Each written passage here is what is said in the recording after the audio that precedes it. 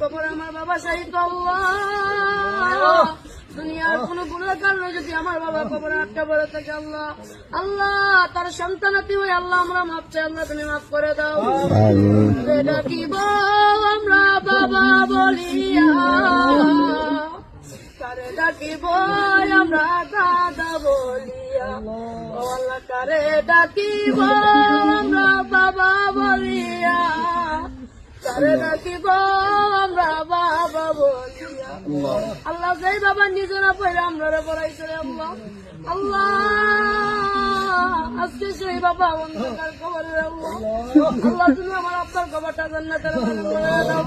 আল্লাহ আমার দাদা নাই, দাদি নাই, নানা নাই, নানি নাই, আল্লাহ দাদা দাদি নানা নাই, কবরটা জান্নাতের বাগান বানায় দাও।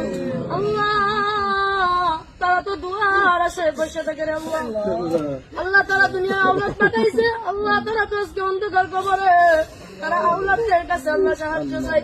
আল্লাহ তুমি তো তোমার হাবিব বলেছে কোন এতিম সন্তান যদি তার আব্বার কবরের পাশে আল্লাহ চোখের পানি বলায় তার